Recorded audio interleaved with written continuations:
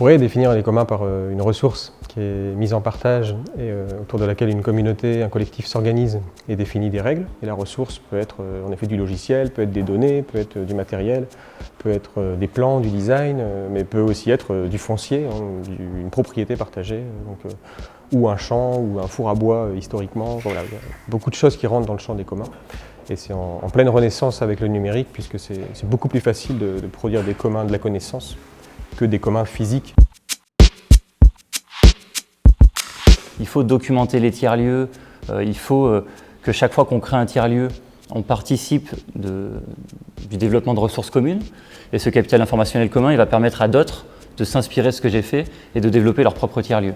Aujourd'hui, on a, à mon avis, un enjeu en fait, à produire beaucoup plus de ressources partagées, pas 5 ou 6, mais plutôt des centaines, pour résoudre des grosses problématiques auxquelles les tiers-lieux sont confrontés et vraiment produire une sorte d'autoroute de connaissances et de solutions, une infrastructure partagée qui permet, surtout aux petits lieux, en fait, de rapidement se développer en ayant accès à des solutions de gestion, à des dispositifs fonciers pour éviter de payer des loyers pendant des dizaines d'années et finalement inscrire des propriétés en bien commun, pour faciliter les questions juridiques. Enfin, il y a énormément d'enjeux. Ça va être vraiment important de construire ça ensemble. Et la grosse difficulté aujourd'hui, c'est justement comment, à une centaine ou un millier de tiers-lieux, on peut réussir à cofinancer des ressources.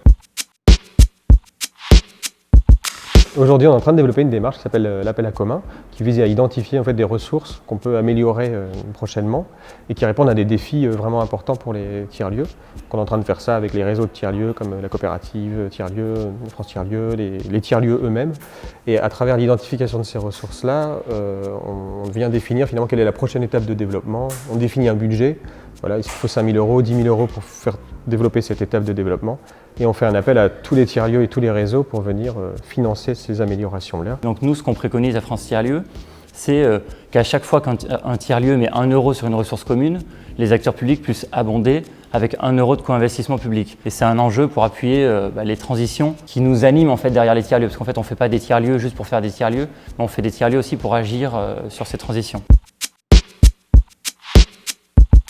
On a besoin aujourd'hui d'acculturer les acteurs publics, les investisseurs, les financeurs et les partenaires à ces façons de faire. Beaucoup d'acteurs s'intéressent à l'économie des communs et sont en train d'améliorer l'ensemble des dispositifs qui permettent d'investir dans des communs et de produire des ressources, dont des dispositifs pour permettre aux gens de vivre de la contribution au commun, avec des modèles de partage de la valeur, de rétribution suite à la contribution à ces ressources, avec des modèles de co-investissement ou d'appel à commun comme ceux dont on parle. Donc on a des institutions aussi publiques comme l'ADEME qui s'intéressent à ça, comme France Tiers-lieux. Et il y a de fortes chances en fait, que dans les années qui viennent, ça va être beaucoup plus facile de produire ces infrastructures et ces ressources partagées dans l'écosystème des tiers-lieux.